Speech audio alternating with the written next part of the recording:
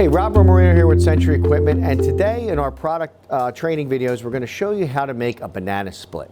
Now all banana split is ice cream, 3 scoops typically, or if you're doing soft serve, 3 dollops I call them, 3 toppings, whipped cream, and a cherry. But there is a little bit of an art to making a banana split. The appeal to a banana split is when you're done and you're handing it to the customer and they go, wow. Because let's be honest, eating a banana, 3 scoops ice cream, 3 toppings, whipped cream, cherry, it's a lot of ice cream, okay? They're probably gonna feel a little bit guilty and a little bit ashamed of themselves by the time they're done eating it. But before they get it, you want them to be impressed. So that's what we're gonna show you how to do today. Where you start with a banana split is a banana boat. Now there is the upside down banana split, which kind of just goes into a cup, which a lot of customers do, but I'm a fan of the traditional. So we start with the banana boat. After the banana boat, the first ingredient that goes in is our banana. You can use any banana you'd like, but I am partial to the Chiquita brand of banana. So we're gonna start here, we're gonna kind of cut the end off and then use that to peel our banana here. Okay. Once our banana is peeled, we're going to use our knife and we're going to fillet it right down the middle. Okay. And then we could drop it into our banana boat, open it up, and we are ready for ice cream. I'm going to save you the drama of watching us scoop ice cream. And through the magic of TV editing, voila, we have 3 scoops of ice cream. As you can see, we have strawberry, chocolate, and vanilla. That's a traditional banana split. Some people like to go with letting the customer choose flavors.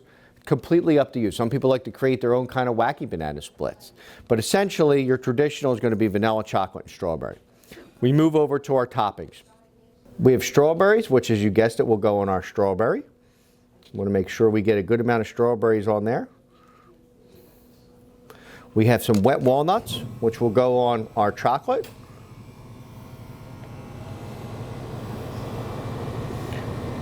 And then we have some pineapples, which we could put on our vanilla ice cream. Well, these are like whole pineapples, not really the pineapples you use, but it's okay. Good? Yes. So as you can see right now, we have strawberries, wet walnuts, and pineapples. Again, you can have any 3 toppings you want, but this is our traditional banana split. You want to move over to our whipped cream. So when I apply the whipped cream, I like to go across the whole piece.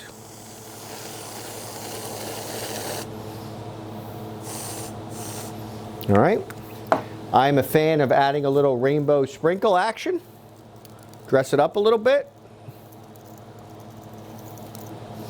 And as always, I'm going to put a cherry. Some people like the 3 cherries on the banana splits. Okay, go for it.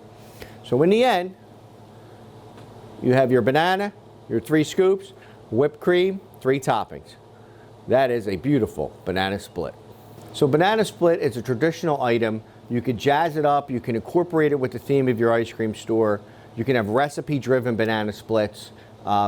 It's a nice traditional product that appeals to an older demographic for sure. If you want to jazz it up to the younger demographic, do some different stuff. I have customers who have vegan banana splits. I have customers who have cookie banana splits, chocolate banana splits, peanut butter banana splits, that more recipe driven. But just because it's old fashioned doesn't mean it can't be a new addition and a profitable addition to your menu. Thanks for watching. See you next time.